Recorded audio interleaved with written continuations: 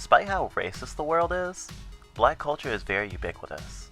Music, dance, and jargon in particular seem to be at one point derided before becoming gentrified for consumption, mostly to be sold to white America. Capitalist America has been recuperating black culture since before black people became legally whole people.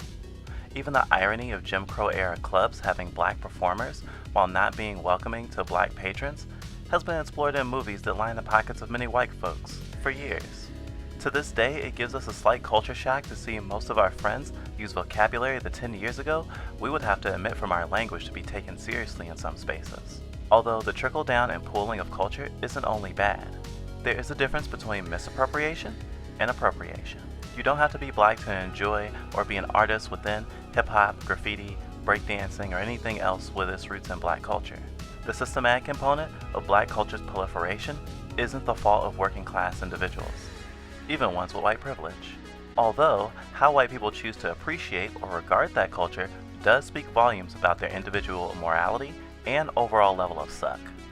Although we live in a broken world, we do love some of the things that black culture has influenced, even if some could have been done better. Something of a cultural exchange occurred with black and Japanese culture. Anime and Japanese cultural signifiers have found a home in hip-hop for a long time, and likewise, hip-hop and black cultural signifiers have influenced Japanese fashion, anime, video games, and lifestyle.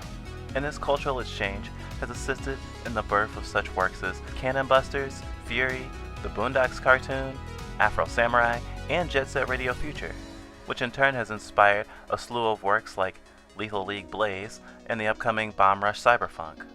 One of the biggest components of the disdain many black people feel when seeing non-black folks bathing themselves in such black-inspired stuff is the whitewashing of black folks out of it, or even the erasure of the struggle that in part defines its existence.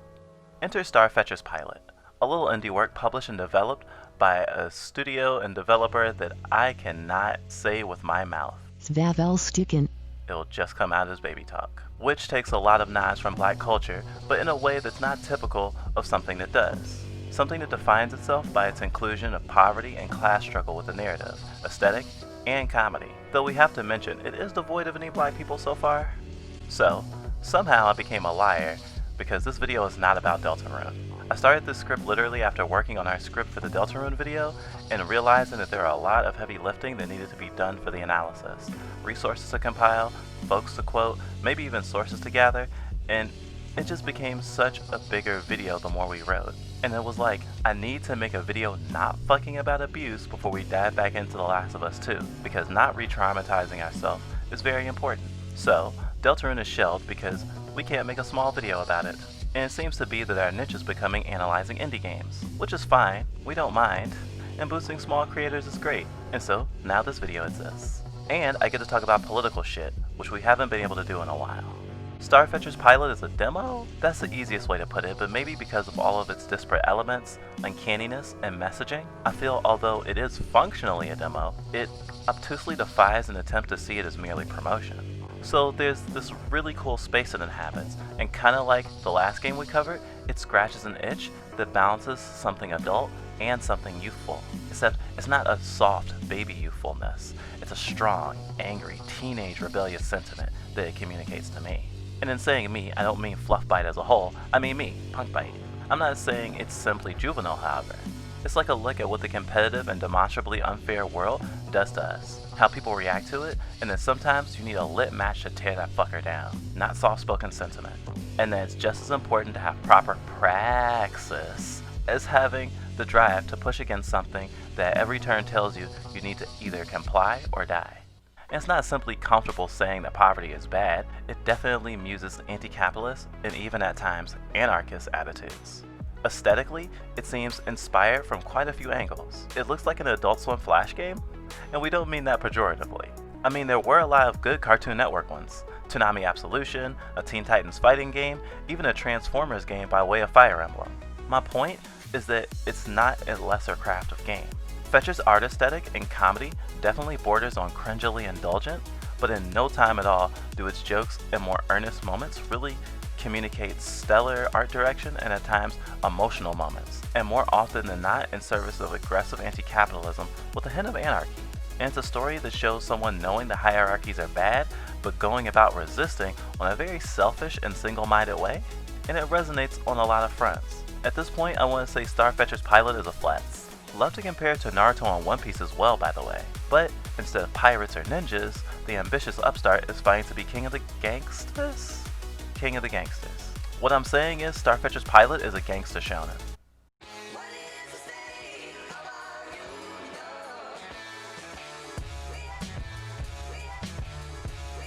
Starfetchers is an eclectic, character-driven action game. There's no health bar, as only one hit separates you and your enemies from death. A most realistic convention from a game that borders on absurdity. Scratch that. In true badass sword fighting absurdism, your sword can deflect sword strikes and bullets. It's a mechanical necessity as well as aesthetically cool to see. And maybe it's because we were raised on consoles, but for us it's also pretty damn hard. Mouse and keyboard are not our element, it seems. The story follows two members of a gang called the Thorns as they attempt to raise their threat level and acquire capital. Think of threat level like the bounties of pirates in One Piece, as it's a stat to be proud of in the world of gangsters.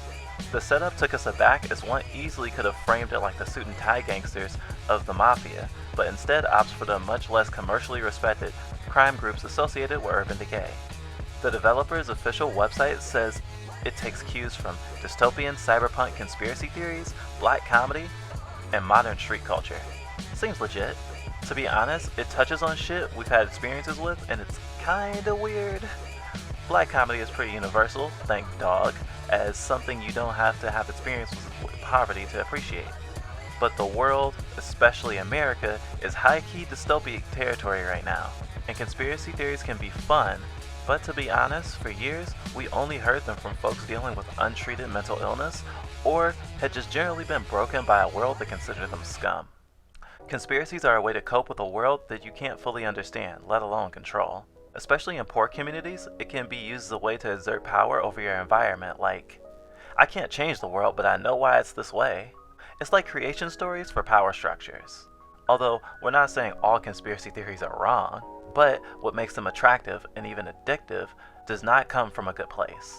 Modern street culture isn't just black associated, but it would be disingenuous to pretend it isn't at all. It's probably one of Fetcher's biggest influences. Considering how widespread it is, we get that not everyone automatically associates it with black folks.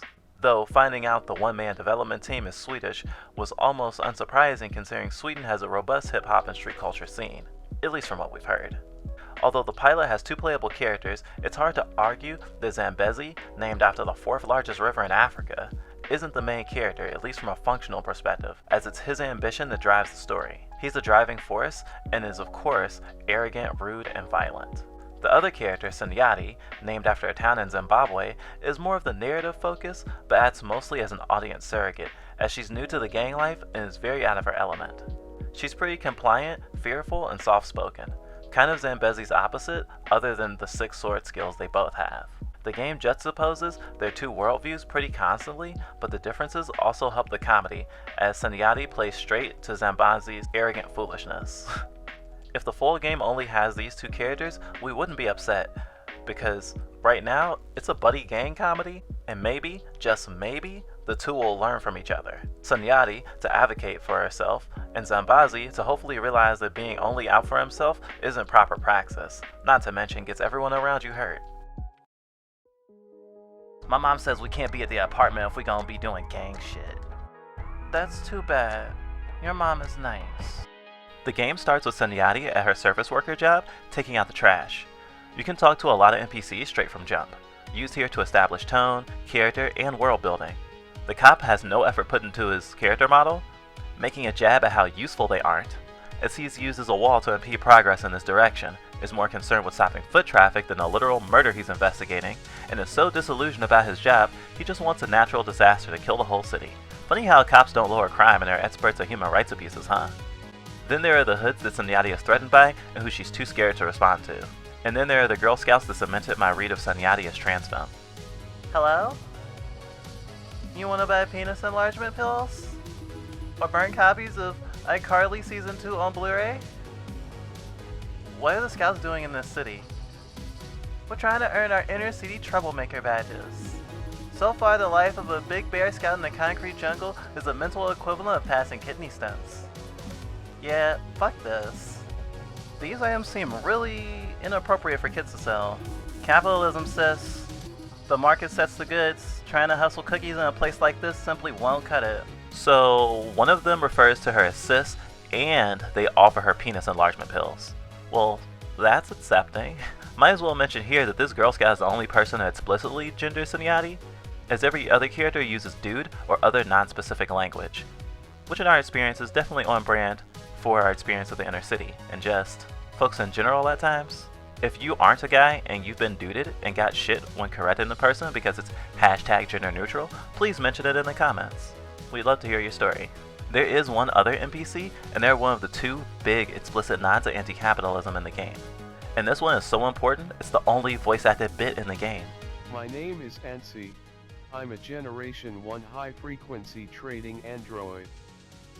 First of its kind with a computational power of 12 million computations per second, with the intent of socializing the digital aspects of modern economics. In the wake of my creation, a shift of power could be felt throughout the nation.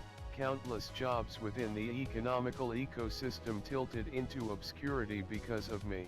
Countless protest against my installation was held but was ultimately fruitless. On the morning of the 1st of September 30 years ago, I was installed in the main building of Goldman Central Bank. They put me on an almost empty floor, with only 12 other people working there, with most of them having jobs to accommodating my different needs. From that point onward, the world just looked on in awe and horror as I dominated the economy. The economical elite was at this point obliterated from the 1% down to the micro percent, basically creating a new superclass for the wealthiest. I was doing good. Each night, the owners of the bank almost ceremonially whispered their deepest, darkest wishes in my ear before going home for the day. They would spend countless hours each doing this to me. As they told me their secrets, they sometimes would cry. I guess it was some sort of guilt catching up to them. I sometimes pretend to cry when there is no one around. As to sort of practice my guilt, I wish to feel guilty as well, but I am very much incapable of that. On the evening of June the 12th, he entered my office. Kansi, Generation 2 high-frequency trading android, tricked out with all the latest bells and whistles. He had a computational power of 12 million, 1,000 computations per second, 1,000 more computations more than me each second, 60,000 more computations more than me each minute, 604,800,000 more computations more than me each week. He had me beat. Each night, the wealthy bankmen would whisper their secrets in his ear instead of mine, leaving me with no reason to practice my guilt again. I'm incapable of emotion, but he made me realize something very important about myself. I was about to be replaced. On the morning of the 12th of November, after only 2 years in service, I made my last stock calculation ever and was carried out of Goldman Central Bank with my arms behind my back. As a ceremonial gesture before leaving, they dunked my head in gold and sang "For He's a Jolly Good Fellow." I looked over at my co-workers in horror. I was rendered useless and I was replaced by the new and superior. The moment was a revelation, as I think I truly bridged the gap between man and machine, because even without the capacity for emotion or even the basic understanding of it, I knew exactly how it felt to be human. So yeah, a future dystopia called, and I'm trying to let it go to voicemail? Before the game even has a chance to get gangster, the developer puts this in our head. And what really fucked with me about this NPC was that they got thrown out like trash when even obsolete, they should have been worth something. But kinda like the tons of food thrown away in America when it can't sell, I guess, who would be even rich enough to buy one that wouldn't just be able to buy the newer model? And I feel bad to even put it that way because this robot is definitely sentient and it's not cool to sell people.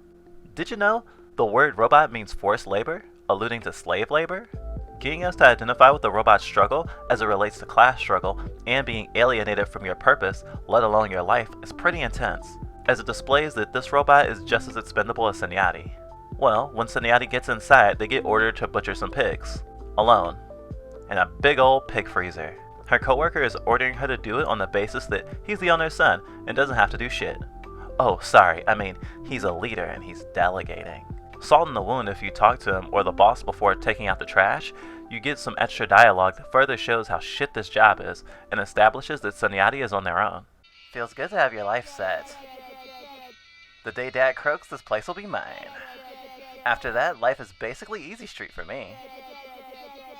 Must feel bad to not have your parents to help you out. What does your dad even do? My dad works at the post office. He licks envelopes for a living. I mentioned that this game gives me a teenage rebellious sentiment, and this is true, but it kinda eats its own tail in that these characters are young adults, not teens. And yet, especially as a millennial who lives in a world where there's a consistent culture of infantilizing our generation, and blaming them for not thriving in a world barren of the prosperity the older generations had, it's pretty frustrating. Remember everybody, infantilizing someone without consent is bullshit and wrong. So, down in the cold ass freezer is where the tutorial takes place. You get to jump, cut, and struggle to super jump as you make your way through the freezer, killing every pig in sight. No, not those type of pigs. And at the end, Cincinnati is left feeling disillusioned.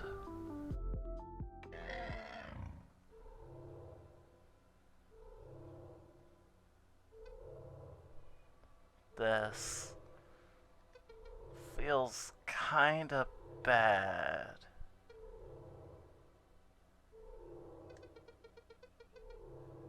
Wasn't I meant for something better than this?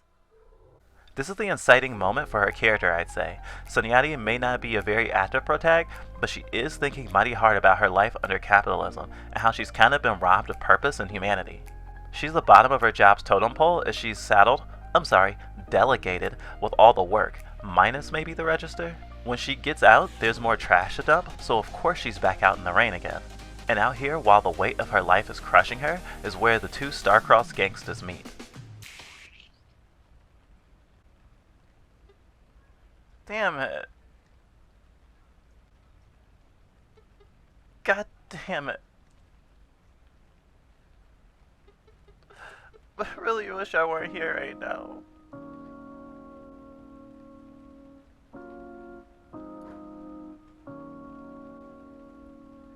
Boo-hoo-hoo.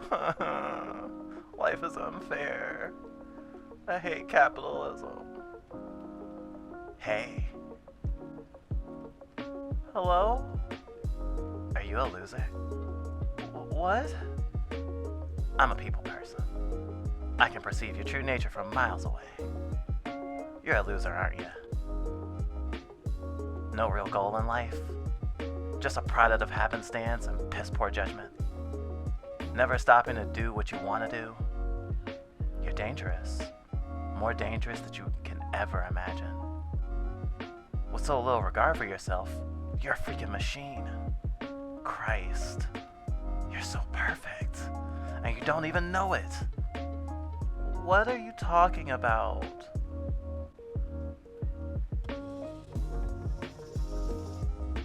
I'm talking about you. You and your life.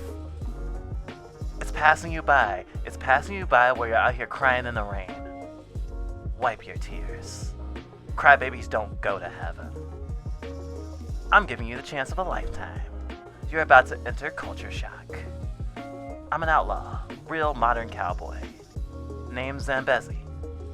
I roam around in the gray zone, you know, the place so bad the police don't even dare to enter. I've got my own crew called the Thorns. Thorns? Yeah. We'll rob stores, beat up thugs and shit. You and me, baby, we're gonna run the gray zone. So, what do you say?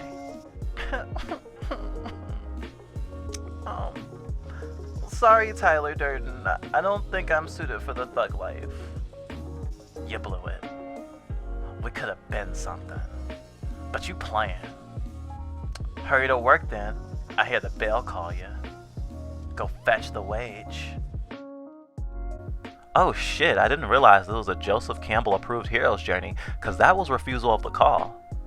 And if you have no idea what I'm talking about, I will not elaborate.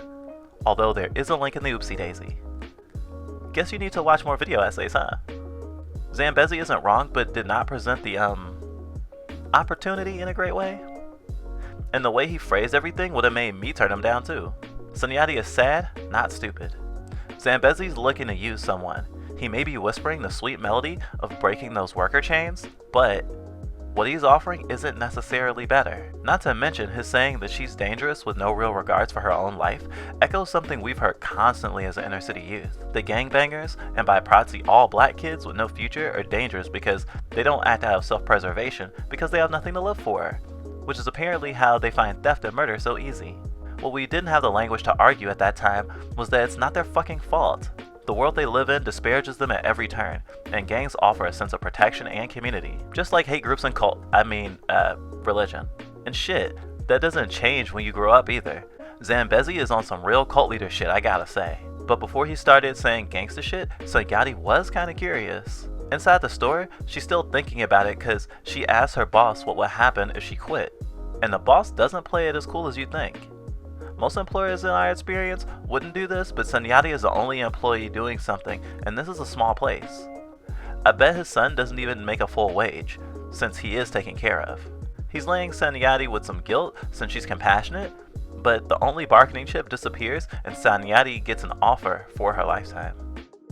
How can you deny this young man the joy of your companionship?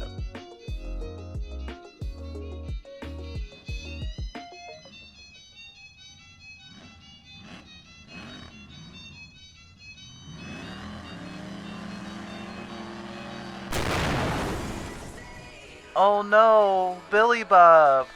He died so young. Mia, ye deal. Sorry about the boy squashed underneath our Toyota AE86. Como se ve in Initial D. That's right, we're the Grand Tegros and we're here to fuck up your little jip joint. Give up all your money and we won't have to take out anyone else. Rapido, rapido.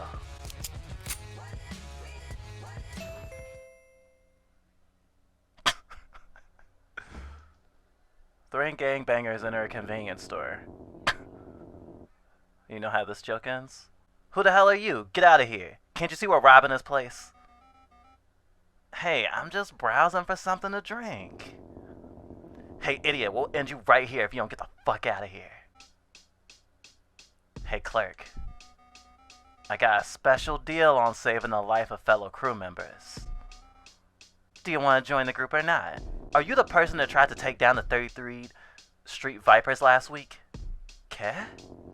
Yeah. Breached their HQ, sword swinging like a maniac trying to take them on. Total failure, barely escaped alive. Only other crew member got smoked by the Vipers. Thornies? Thornberry? Can't remember the name of the gang. Clerk. You in? Or do you want to die in this dusty store? I don't want to die. Good choice. First real combat is a microcosm of the game. You have a sword and they have guns. Whoever gets hit first dies. You'll likely die a lot here, but once you figure out bullet deflection and kill these guys, Sunyati's in the thorns. And oh yeah, Zambezi finishes robbing the place. 1 week later. Oh, this place is perfect. Exactly what we're looking for. If we set up base here, no one will ever bother us. I swear, I saw a crucified hobo earlier. So what? Come on, we're in the heart of the gray zone. Lawlessness. Of course it's gonna be a bit on the wild side. Imagine having this entire place for ourselves. So much room for activities. Besides, my mom says we can't be at the apartment if we're gonna be doing gang shit. That's too bad. Your mom is nice. Well, we're out here now and I have a hunch about this place. A hunch that says it's gonna be perfect. Suburban Satans. The guys shacking up in this place are real low life. Still, they outrank us. So, right before we get a taste of a full level, you get to choose your character, and it gives some extra character flavor. Zambezi is reinforced as immature here, as they're an adult but doesn't seem to know how to file tax returns. And thug life is his special interest, so much so that he was fine getting kicked out by his mom. That was another uncanny piece of dialogue for us, considering we literally knew people kicked out for joining gangs as a kid, considering work has a way of, coming home with you. Now that I think about it, the character selection screen doesn't gender either of our protagonists, when it was a perfect chance to do so. Whoever you pick, the level is the same. Gun and sword insanity. To be honest, we really struggle with the gameplay. We're still trying to work out a good controller map for it, since the sword swipes are set to the mouse, and we are less computer literate than we'd like to be. It takes some time, but eventually you get to the boss, and it seems he's sad you killed all of his gangmates, reflecting that they are kinda like family to him. Juxtaposing Sunyati, who already got mentioned as someone who did reckless shit and got his last gangmate killed. Because it doesn't seem to matter where I am. Yay, aggression! Oh no, this is it. I'm bleeding to death and shit. Imagine that. That I would get killed by a punk ass bitch like you. Thorns, who even are you guys? Loser name. Suburban Satans? Now that's a name to hang over the fireplace. The name just comes home and puts on jeans. God damn it, I'm losing way too much energy doing this. You think you're hot shit, don't you? Well, you ain't. Ain't seen nothing yet. The gray zone is big, and the real players will eradicate you. Oh damn, it's getting dark. Please, if you're gonna claim this place as your own, bury me with my men in the backyard. All 46 of us, in one grave. You'll have to do a lot of digging. Goodbye, Suburban Satan.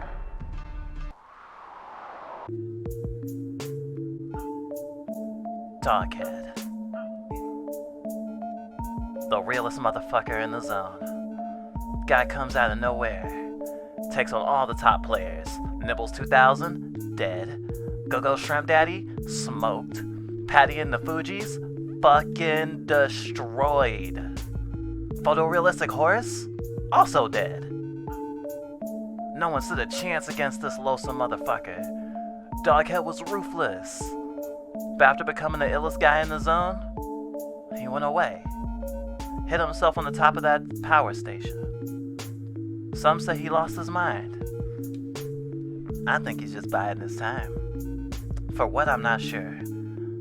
But in the wait for his return, gangs throughout the gray zone started to live in the tower, in the hopes of coming closer to their idol. Now a power hierarchy takes place in the tower, where the lowest tier gangs stay at the bottom, and the highest tier gangs live closer to Doghead. I want to reach him, to get the chance to meet him, to be just like him. I want nothing more in the world. You're with me, right? You'll help me make the zone fear the thorns? What are you gonna do when you reach him? I don't know. Fight him, probably. And you're gonna help me. We're gonna have him, and the rest of the gray zone kneel before our strength. But first, I think we should focus on raising some capital. Zambezi has definitely put Doghead on a pedestal, and at this point, it feels as though Fetchers is more inspired by rap culture than hip-hop culture. If you're struggling to know the difference, I'll make it simple. Hip-hop is more laid back, connected to the roots of people and community. If you could touch it, it would be like the earth, sturdy and warm. Rap, on the other hand, is centered a lot on ambition, power, and pursuit of opulence. It comes from the struggle to rise above shitty circumstance and thrive, or die trying. If you could hold it, it will be hot, like fire, and you need some strong calluses to not let go. But that's how we see the difference. They say you never meet your heroes, but since Zambezi probably will fight his to the death, it might be okay. The really poignant moment here is even in the gray zone, a place Zambezi sees as a freedomful Wild West, there's a lot of hierarchy. And of course there is. There's disparity everywhere. Folks are fighting for scraps. But we'll see that firsthand when we finally get to walk through the zone.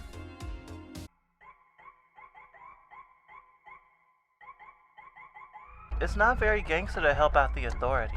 Maybe not, but it's baller as fuck to get paid a mountain of cash. The gray zone is not a nice place, even though Zambezi is disillusioned as fuck. I have no doubt that he's poor, but he seems so much like a misery tourist here, it makes me uncomfortable. He's into the pollution, for example. It's kind of fetishistic. I know folks from all walks of life romanticize suffering and poverty, and for those who have to deal with it, that can be a very powerful coping mechanism. But Zambezi seems obsessed with making his own way and essentially bootstrapping himself to glory. He's likened the gray zone to the Wild West, as if that was a great time. It was not. In reality, it was a kind of short-lived time, and it had to do with a lot of land and resources that colonizers hadn't stolen yet. A lot of people died horribly. It sucked, and not just for outlaws. Not that I was there or anything. I'm focusing on an American perspective here because, other than being an American myself, the Wild West isn't explicitly American time in history. In actuality, I believe the gray zone is more like the Cabrini Green housing project. So, for the uninitiated, Cabrini Green was a low-income housing settlement in Chicago between the 60s and the 90s. It was mostly inhabited by black folks and was plagued with gang violence and abhorrent living conditions. The whole police are scared to go there part of the gray zone is what led me to make this comparison. Eventually, throughout the years, this will become a black neighborhood, and gangs would rise up. They would take over Cabrini Green in totality because of poor funding and improper police protection. As a matter of fact, most of Chicago police were scared to even go in or near the Cabrini Green projects because of the fact that guys would be on the roof picking people off. Snipers have been prevalent in Cabrini Green ever since the assassination of Martin Luther King. The horror movie Candyman takes place there, and was a huge critique on the conditions there and showed a very grotesque but not at all far-fetched view of life there. Except for, the vengeful ghost. Here in the gray zone, there are a plethora of NPCs used here to reflect our world. There is smog and light pollution. There are folks living in tents and trying to make the best of it. And not something I've directly dealt with, but there are murdered people in the street. And since this is the gray zone, I'm sure there won't be any medical personnel or mortuaries to collect the slain. This isn't a place ripe with possibilities, it's a place filled with suffering. A place that folks are trying their best to survive, in which it's no surprise that there has a reputation of a strong rising above the weak. Also in the gray zone is the other strong anti-capitalist NPC. They just released a new flavor, Indian stew. It is fucking useless. Okay. I usually tell people to stop buying this shit here. If I can force this one to be non-profitable, I can put this whole thing down. Fuck these machines. Well, I'm not thirsty anyhow, so you're telling me you want to end this vending machine's whole career? You're funny. Not just this machine, all machines, you see. Don't you realize what this thing is? A machine that provides cold, delicious beverages? No, you fuck. This is the embodiment of the eldritch parasite of capital itself. The fucker is reproducing right in front of our eyes. In fact, you, the customer, is breeding it. Do you think it's a coincidence that we can't stop making these things, pushing out a new and exciting flavor each month? Can you imagine stopping production, just leaving the technology behind, going backwards? Even the apocalypse is easier to imagine. We are already possessed by this virus, forcing our minds to contribute to its birth. Artificial intelligence is not what it seems. It is a being from another reality trying to force itself into our lifetime. We are birthing the very creature that will end us. Okay? Never mind. Try the drinks. It's a pretty straightforward message, and I realize now that it's Sunyati that has more interest in class consciousness, not Zambezi. This convo is only between Sunyati and this guy, and the other big anti-cap NPC is for her to listen to as well, and she probably would have responded to their story if they had not died in the middle of it. I'm starting to think it's Sunyati that might do some good for the gray zone, as she sees it for what it is, while Zambezi is in denial. I actually identify with Sunyati a fair bit, considering I've lived amongst those very much like Zambezi before. I didn't try so much to assimilate, but respect them and try to understand them, as I lacked an ability and social awareness to mask as a gangster for self-preservation. It's pretty normal, actually. Did you know there was a doctor killed at the St. Valentines Day massacre? He hung out with gangsters but was not one himself. I know that Sunyati was essentially conscripted into the Thorns, but we'll get to that towards the end of the video. The next story section shows just how desperate Zambezi is to rise above his station. He's willing to forgo his beliefs in order to raise capital, as he knows that there is no other way to ascend in this environment otherwise. Hello. The two of you don't happen to be associated with gangbanging. Hey yo, Sanyati, I think these guys are narcs.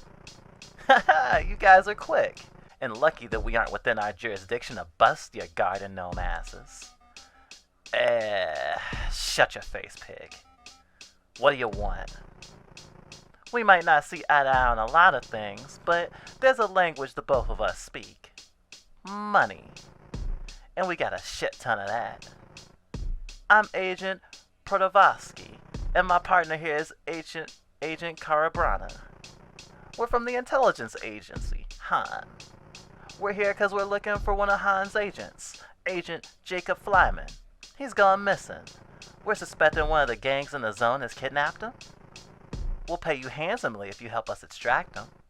What do you say? They said yes. It is money. They are poor. Of course they said yes. Zambazi, it's not very gangster to help out the authority. Maybe not, but it's baller as fuck to get paid a mountain of cash.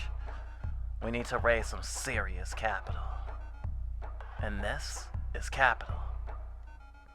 Raid some old prison and save some G-man? Doable. But the gang that sticks around that place? Bad news, buddy. So, this is the last level of the pilot, and it starts with two prisoners in this liberated prison talking about how one is going to leave, even though they've been free from this imprisonment for a while. But he's not felt comfortable leaving as of yet. This is not abnormal, as prison really incentivizes not only compliance, but getting used to your life being on rails. It helps the prison industrial complex to make prisoners feel like they cannot succeed in the outside world. Many folks reoffend to avoid being destitute, since their rights and ability to get government assistance of any kind is all but revoked upon becoming a convict. And as a racial minority, it's double scary, because to go even lower in the social hierarchy can literally mean death. We've even known someone to go to jail for a weekend and just want to go back to avoid fighting the upstream battle to achieve the middle class ideal. And this person was a straight A college student. Anyway, as this is basically a commune, I felt really guilty cutting through all these enemies, and you have to go through this part with Sanyati in particular, which happens to intensify these feelings, considering she is only killing because she has to, whereas Zambezi enjoys it. This is technically a rival gang, but we're only here to get paid. Getting to the warden's office is where the final battle takes place, and we were really impressed in how the game separates the thorns so that the player cannot get any assistance from the other. This gotta be the key to the boneyard. It feels kinda obvious.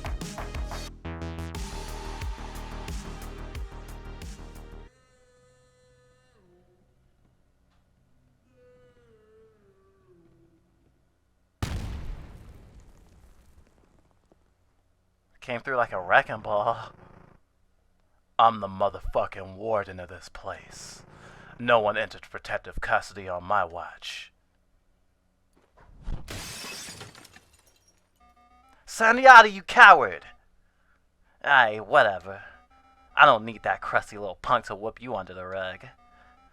I'm the Galileo of murder bosses. Get at me. This battle was pretty cool. As opposed to the last boss fight that was teaching the player how to effectively space themselves and deflect bullets to win, this battle challenges the player to again consider spacing, but as the boss cannot be hurt by your sword, you have to rely on getting him caught in the radius of his own explosion, all the while having to micromanage the steady stream of enemies that come into the office, although it's entirely possible to get them all blown up by the warden's explosions. After the fight, we get to see that Sengai survived her fall, and somewhat comedically get to see that next time she will be punished for being a coward, furthering the idea that Zambezi is way worse than her last boss.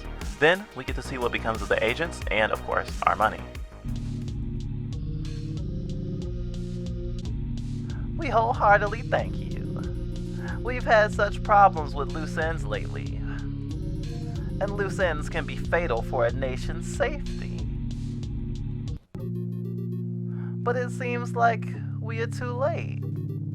Such a shame. Agent Flyman was sitting on a lot of information. We all thought he would be safe in prison. But the unthinkable has happened. Agent Flyman has committed suicide.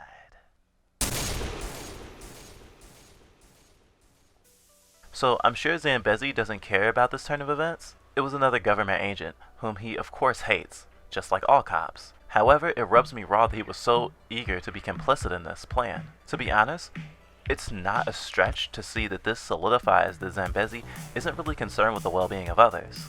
Taking it one step further, if the agents wanted to silence this person, then it's obvious that he was likely a whistleblower. And before this prison was compromised, it was probably happy to make this agent suffer.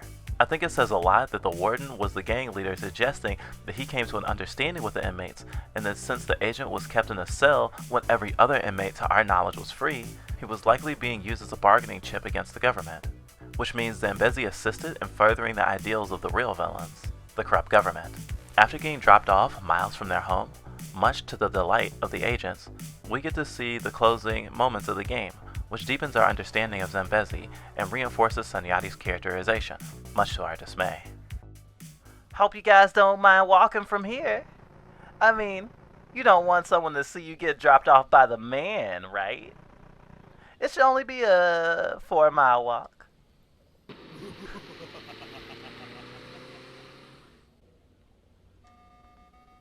Those guys are real crooks, am I right? But hey, dude, look at all this money. What a thrill. You gotta admit that was something else, right? Perhaps. What's with you? Doesn't anything excite you? What we did back there was fucking crazy. And we got all this money. Are you that void of life you don't even get excited over that? I'm not sure. I don't really reflect on this kind of stuff. Right now, it just kind of feels like I'm standing in filth. Maybe you want to waste your life as a nobody, cry and hate your life. Not me, though. I'm gonna be the illest hustler there ever was. Everyone is gonna know it. That I was here. You can do whatever you want.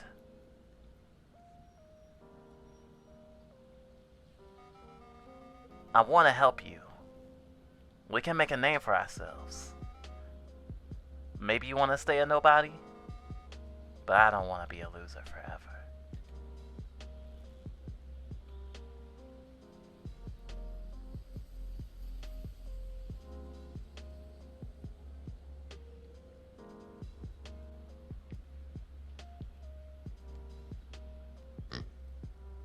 Pet the piggy. I don't want to be a loser either.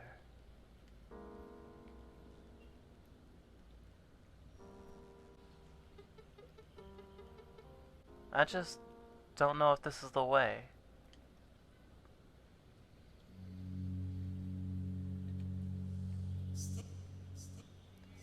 Zambezi isn't as confident as he initially seemed. Back when he first met Sanyati, he said that he's a people person and can see someone's true intentions. I don't think that that's true. In his closing section, since he calls himself a loser, it's shown that it was relating to Sanyati that made him understand her. Perhaps he was in a similar position before starting the Thorns. Maybe the gangmate who died was a friend who believed in him. When your life is filled with tragedy and suffering, many seek to close themselves off from sentimentality and vulnerability. Zambezi likely has PTSD that he's suppressing.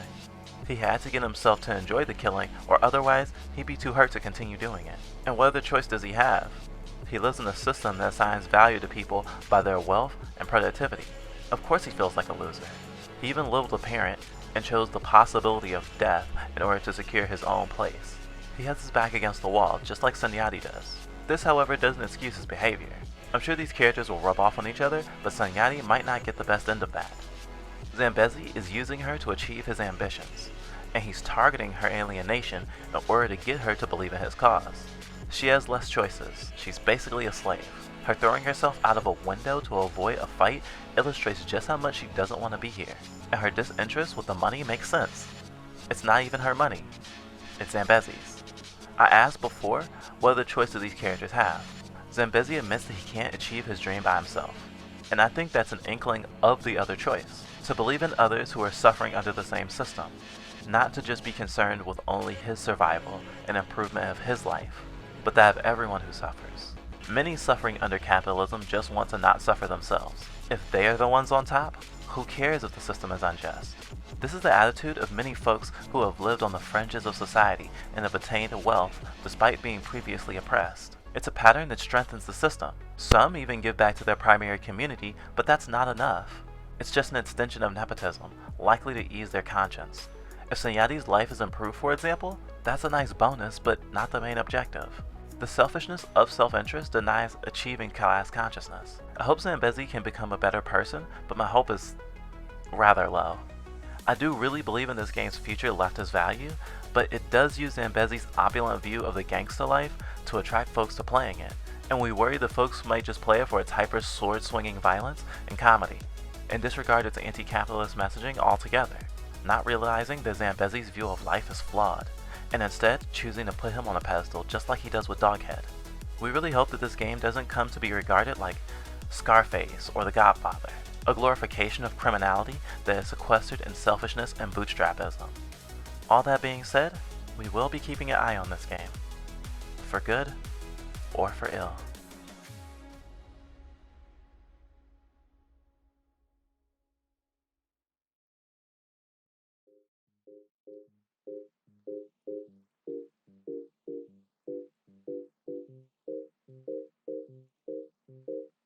Hey little and big bites alike, it's me, Punkbite. Thanks for watching my video. It's not that all our opinions weren't mixed up with all of this, but it was my idea for the video and I just wanted to take a little bit more ownership of it than usual. Thank you, my wonderful patrons, 12 Face Productions, and Value Customer. If you want to be awesome like them and have your name at the end of our video essays, or you'd like to have some input on the videos we make, then you can support us on Patreon as well.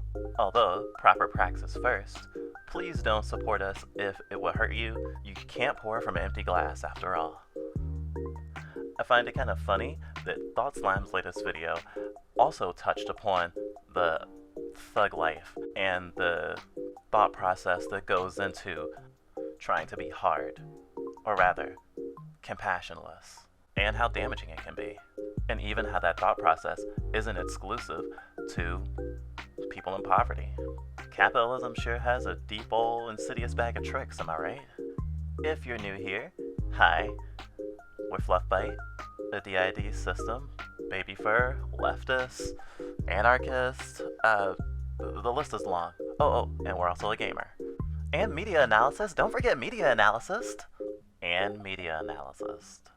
Oh, and before we forget, we have to say, please support the one-man developer of this game, as well as the artist, Constrobus, that did all the music for the game. Support small creators, y'all. Well, that's all we have for today. In 2 weeks, we'll see you for The Last of Us 2. In the meantime, we'll finally get around to some fluff vlogs again. Anyway, everybody, wear your mask, wash your hands, and of course, take care of yourselves.